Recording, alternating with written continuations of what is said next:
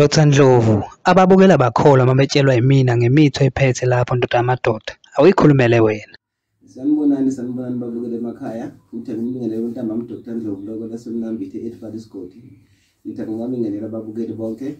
Namhlanje nginiphathele umuthi wokuthandwa abantu, ukuthandwa emsebenzini, ukuthi uthande isithanda sakho. Bese nginiphathela ke nakho okukhulu iy'gubhu zokukhuphula ibhizinisi. Cha, ngithi namhlanje ake nginazise ngalokho ukuthi ngiphethe iy'gubhu. Isigubhu sami usithatha noma iy'gubhu zethu uyithatha ziyasebenza, hayi lokho okudlala. But ifuna ugeza kuqala before uzothatha isigubhu. Ngicela ngathi inkosi ngaba nani. Amen.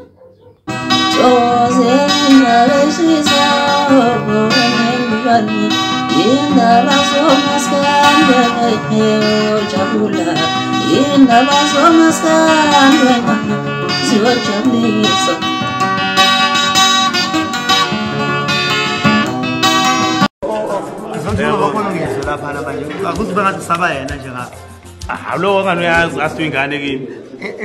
Uyazi ingane wakho konke yazazi. Ngakho konke ne. Ngamlamlele eshawa yenye insizwa lapha eFrayhead ithi iminye. Ube ngekho nje ngabe mhlawumbe izinyo lapho uma lapha kubukisa. Ake ngamophula emlonyeni wonke isiminye insizwa iminya ngaphuma ngidiza ngashiya umoya ngisakaza ngaphuma ngidiza ngemlamlele. Ngeke ngizothi udume ngokufana. Ngafika ngayithela phansi ngo1. Ngo left. Nginkumuze ka left. Hey wena.